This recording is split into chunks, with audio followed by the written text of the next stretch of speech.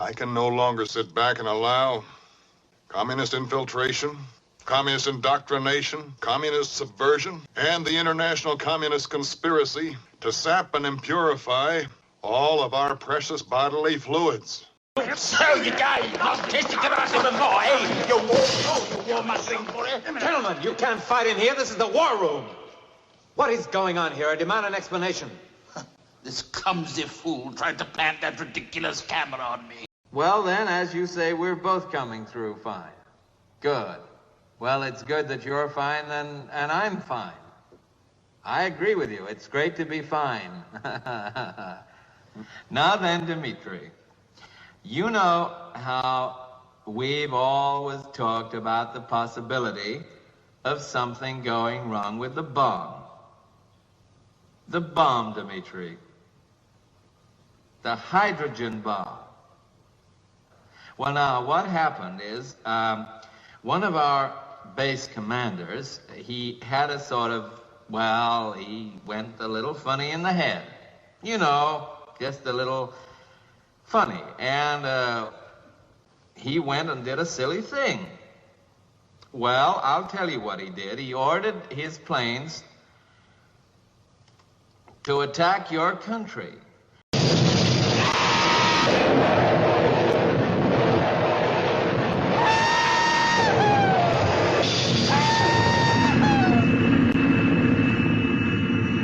Hey, what about Major Kong?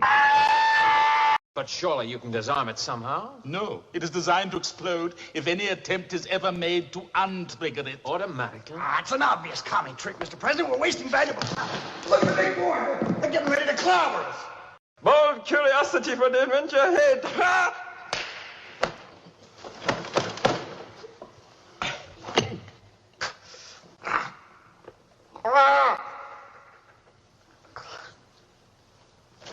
Mr. President, we must not allow a mine shaft gap. Sir, I have a plan. Monsieur, I can walk.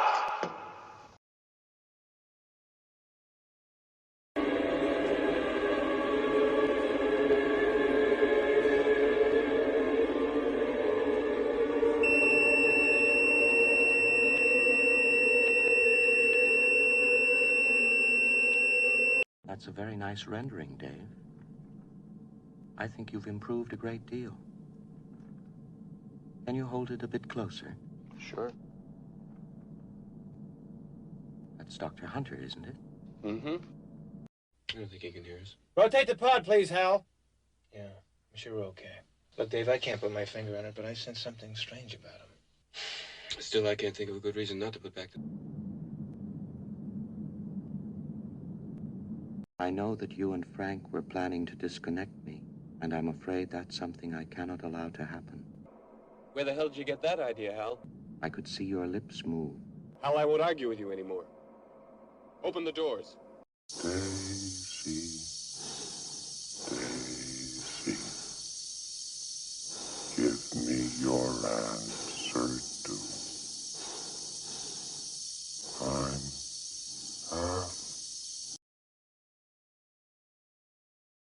It's crazy how you can get yourself in a mess sometimes and not even be able to think about it with any sense, and yet not be able to think about anything else. You get so you're no good for anything or anybody. It's beautiful, isn't it? Yeah, that's exactly what I wanted. Yeah, Pops, you could take care of a whole room full of people with that gun.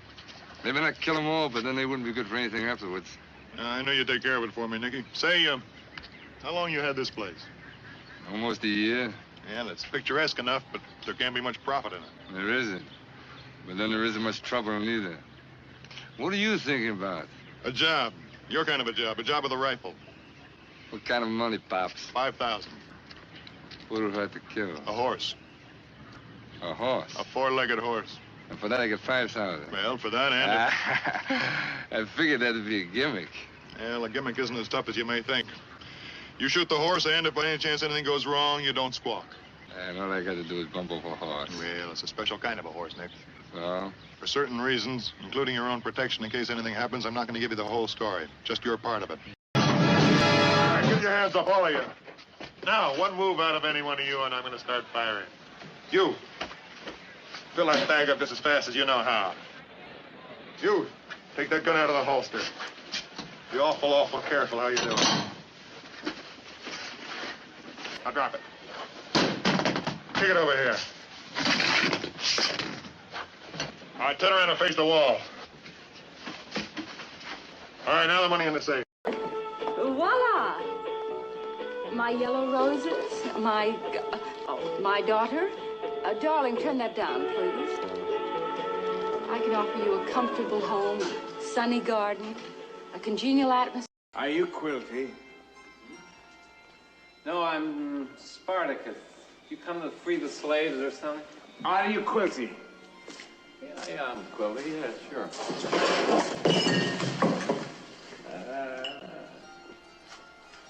Hey, what you putting your gloves on for, Captain? Your hands cold or something? Shall we have a little chat before we start? Before we start? Wow. All righty. Don't tell Mom, but I ate all your bacon. You have a very long face today. Oh, yeah? Huh?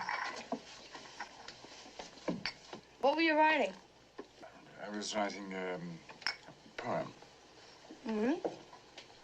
And what's it about? It's about people. It's a novel subject. You know, it's funny, it sort of looked like a diary when I came in. I always write my poems in a diary. It's one of my little idiosyncrasies. Afraid somebody's gonna steal your ideas and sell them to Hollywood, huh? Perhaps. Would you like me to read you some poetry? Sure, why not? This is my favorite poet. Who's It the was poet? the divine Edgar. Who's the divine Edgar? Edgar who? Edgar Allan Poe, of course. There was me, that is Alex, and my three droogs, that is Pete, Georgie, and Dim. And we sat in the Korova milk bar trying to make up our razoo dogs what to do with the evening.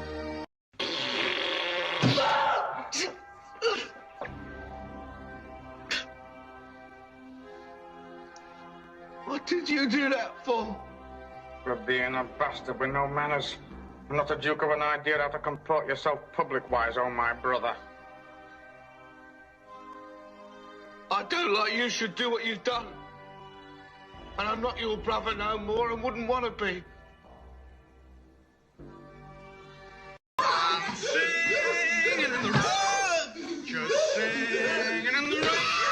What a glorious feeling, I'm happy again. I'm laughing at clouds.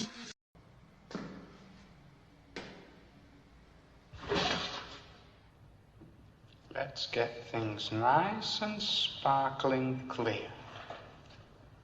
This sarcasm, if I may call it such, does not become you, O my little brothers. As I am your droog and leader, I'm entitled to know what goes on, eh? Now then, Dim, what does that great big horsey gape of a grin portend? All right, no more picking on Dim, brother. That's part of the new way. New way? What's this about a new way? There's been some very large talk behind my sleeping back at no error. Well, if you must have it then. We go around shop cresting and the like, coming out with a pitiful rooker full of money each. Come out of my stinking traitorous droogs! Get them before they get away! It was all their idea, brothers. They forced me to do it. I'm innocent. You are now a murderer, little Alex. Then I noticed, in all my pain and sickness, what music it was that, like, cracked and boomed. It was Ludwig van. Ninth Symphony, Fourth Movement.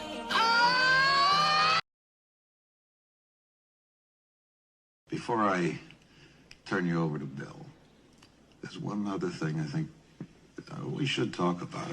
I don't want to sound melodramatic, but it's something that's been known to give a few people second thoughts about the job. I'm intrigued. I don't suppose they told you anything in Denver about the tragedy we had up here during the winter of 1970? I don't believe they did. Well, my predecessor in this job hired a man named Charles Grady as the winter caretaker. And he came up here with his wife and two little girls, I think about 8 and 10. And he had a good employment record, good references. And from what I've been told, I mean, he seemed like a completely normal individual. But at some point during the winter, he must have suffered some kind of a complete mental breakdown. He ran amok and killed his family within a... Wendy, let me explain something to you. Whenever you come in here and interrupt me, you're breaking my concentration. You're distracting me. And it will then take me time to get back to where I was. Understand? Yeah. Fine. And we're gonna make a new rule. Whenever I'm in here, you hear me typing. Whether you don't hear me typing, whether the fuck you hear me doing in here, when I'm in here, that means that I am working. That means don't come in. Now, do you think you can handle that? Yeah. Fine. Why don't you start right now and get the fuck out of here? As long as I live, she'll never let me forget what happened.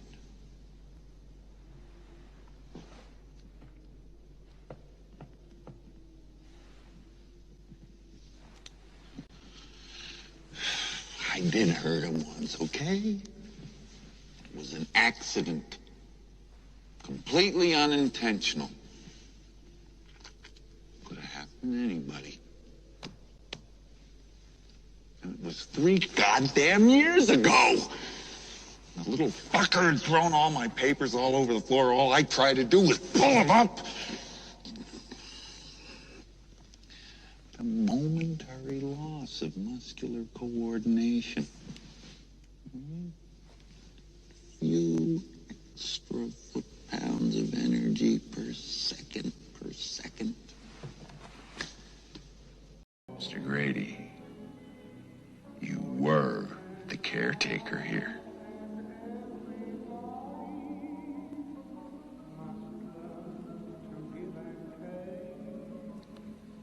I'm sorry to differ with you, sir. But you are the caretaker. You've always been the caretaker. I should know, sir. I've always been here.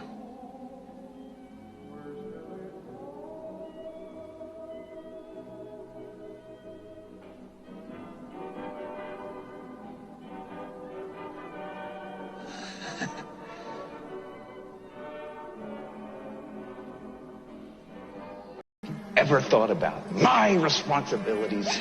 Oh, Dick, what are you talking about? Have you ever had a single moment's thought about my responsibilities? Have you ever thought for a single solitary moment about my responsibilities to my employers? Has it ever occurred to you that I have agreed to look after the Overlook Hotel until May the 1st? Does it matter to you at all that the owners have placed their complete confidence and trust in me, and that I have signed a letter of agreement, a contract, in which I have accepted that responsibility? Do you have the slightest idea what a moral and ethical principle is? Do you? Has it ever occurred to you what would happen to my future if I were to fail to live up to my responsibilities? Has it ever occurred to you? Has it? Wendy?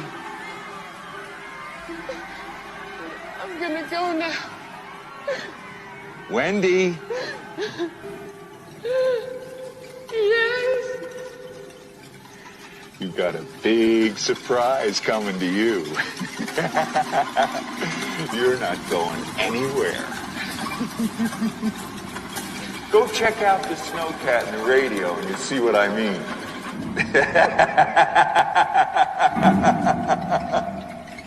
Go check it out. Go check it out. Go check it out.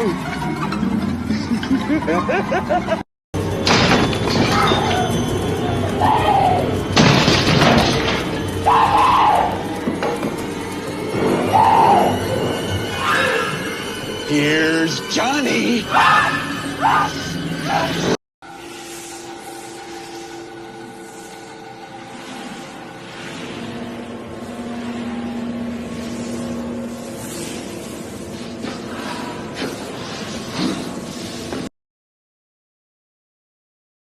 Kiss me goodbye and write me while I'm gone.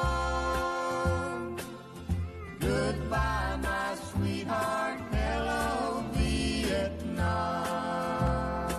I am Gunnery Sergeant Hartman, your senior drill instructor.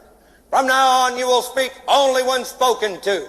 And the first and last words out of your filthy sewers will be, sir. Do you maggots understand that? Sir, yes, sir. Bullshit, I can't hear you. Sound off like you got a pair. Sir, yes, sir. If you ladies leave my island, if you survive recruit training, you will be a weapon. You will be a minister of death praying for war. But until that day, you are pukes. You are the lowest form of life on earth. You are not even human fucking beings.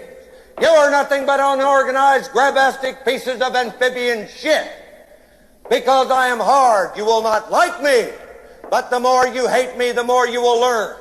I am hard, but I am fair. There is no racial bigotry here. I do not look down on niggers, kites, wops, or greasers. Here you are all equally worthless. And my orders are to weed out all non-hackers who do not pack the gear to serve in my beloved corps. Do you maggots understand that? Sir, yes, sir. Bullshit, I can't hear you. Sir, yes, sir. What's your name, scumbag? Sir, Private Brown, sir. Bullshit, from now on you're Private Snowball. Do you like that name? Sir, yes, sir. Well, there's one thing that you won't like, Private Snowball. They don't serve fried chicken and watermelon on a daily basis in my mess hall. Sir, yes, sir. Is that you, John Wayne? Is this me? Who said that? Who the fuck said that? Who's the slimy little communist shit twinkle-toed cocksucker down here who just signed his own death warrant? Nobody, huh? The very fucking godmother said it. I'm fucking standing. I will PT you all until you fucking die. I'll PT you until your assholes are sucking buttermilk. Sir, I said it, sir. Well, no shit. What have we got here? A fucking comedian, private joker. I admire your honesty. Hell, I like you. You can come over to my house and fuck my sister. You little scumbag. I got your name. I got your ass. You will not laugh. You will not cry. You will learn by the numbers. I will teach you. Now get up. Get on your feet. You had best unfuck yourself or I will unscrew your head and shut down your neck. Sir, yes, sir. Private Joker, why did you join my beloved corps? Sir, to kill, sir. So you're a killer? Sir, yes, sir. Let me see your war face. Sir! You got a war face? Ah! That's a war face. Now let me see your war face. Ah! Bullshit. You didn't convince me. Let me see your real war face. Ah! You don't scare me. Work on it. Sir, yes, sir. What's your excuse? Sir, excuse for what, sir? I'm asking the fucking questions here, Private. Do you understand? Sir, yes, sir. Well, thank you very much. Can I be in charge for a while? Sir, yes, sir. Are you shook up? Are you nervous? Sir, I am, sir. Do I make you nervous? Sir. Sir, what? Are you about to call me an asshole? Sir, no, sir. How tall are you, Private? Sir, 5'9", sir. 5'9". I didn't know they stacked shit that high. You trying to squeeze an inch in on me somewhere, huh? Sir, no, sir. Bullshit. It looks to me like the best part of you ran down to cracking your mama's ass and ended up as a brown stain on the mattress. I think you've been cheated. Where in the hell are you from anyway, Private? Sir, Texas, sir. Holy dog shit. Texas, only steers and queers come from Texas, Private Cowboy. And you don't much look like a steer to me, so that kind of narrows it down. Did your parents have any children that lived? Sir, yes, sir. I bet they regret that. You're so ugly you could be a modern art masterpiece. What's your name, fat body? Sir, Leonard Lawrence, sir. Lawrence what, of Arabia? Sir, no, sir. That name sounds like royalty. Are you royalty? Sir, no, sir. Do you suck dicks? Sir, no, sir. Bullshit, I'll bet you could suck a golf ball through a garden hose. Sir, no, sir. I don't like the name Lawrence. Only faggots and sailors are called Lawrence. From now on, you're Gomer Pyle. Sir, yes, sir. Do you think I'm cute, Private Pyle? Do you think I'm funny? Sir, no, sir. Then wipe that disgusting grin off your face. Sir, yes, sir. Well, any fucking time, sweetheart. Sir, I'm trying, sir. Private Pyle, I'm gonna give you 3 seconds. Exactly 3 fucking seconds to wipe that stupid-looking grin off your face, or I will gouge out your eyeballs and skull fuck you. 1, 2, 3. Sir, I can't help it, sir. Bullshit! Get on your knees. Now choke yourself. God damn it, with my hand, numbnuts. Don't pull my fucking hand over there. I said choke yourself. Now lean forward and choke yourself. Are you through grinning? Sir, yes, sir. Bullshit, I can't hear you. Sir, yes, sir. Bullshit, I still can't hear you. Sounds off like you've got a pair. Sir, yes, sir. That's enough. Get on your feet. Private Pyle, you had best square your ass away and start shitting me Tiffany cufflinks, or I will definitely fuck you up. Sir, yes, sir. Easy, Leonard. Go easy, man.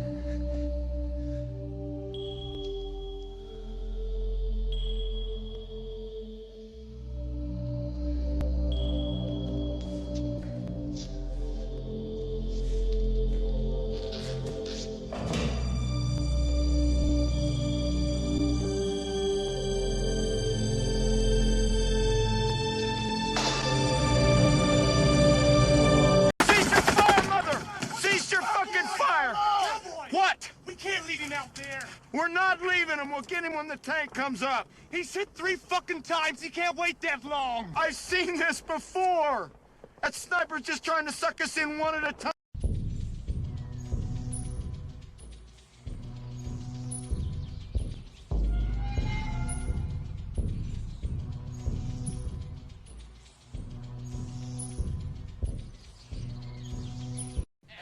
I am so happy that I am alive, in one piece, and short.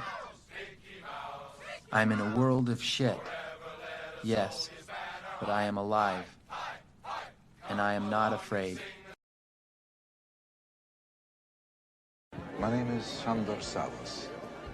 I'm Hungarian. My name is Alice Harford.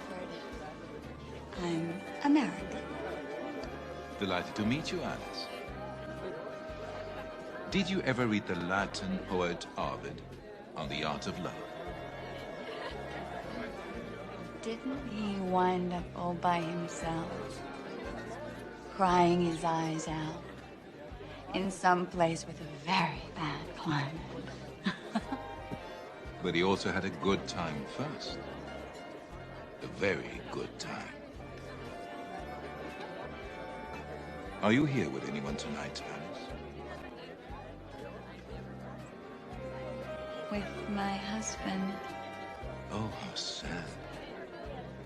But then I'm sure he's the sort of man who wouldn't mind if we danced. Women don't. They basically just don't think like that. Millions of years of evolution. Right? Right? Men have to stick it in every place they can, but for women it is just about security and commitment and whatever the fuck else. A little oversimplified, Alice, but yes, something like that. If you men only knew. I'll tell you what I do know is you got a little stoned tonight, you've been trying to pick a fight with me, and now you're trying to make me jealous. But you're not the jealous type, are you? No, I'm not. You've never been jealous about me, have you?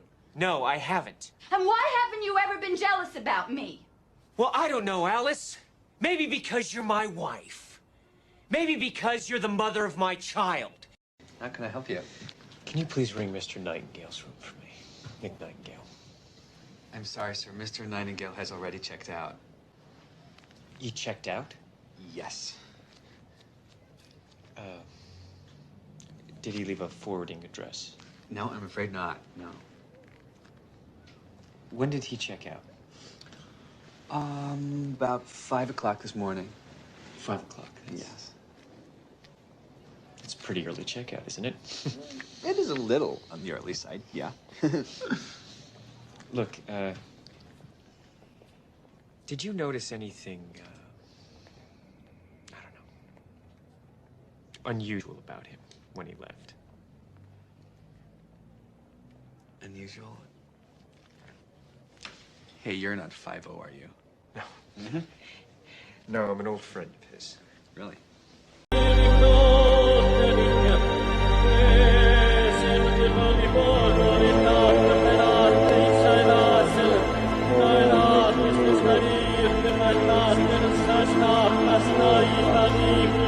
May I have the password, please?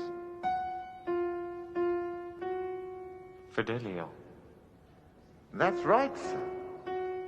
That is the password for admittance.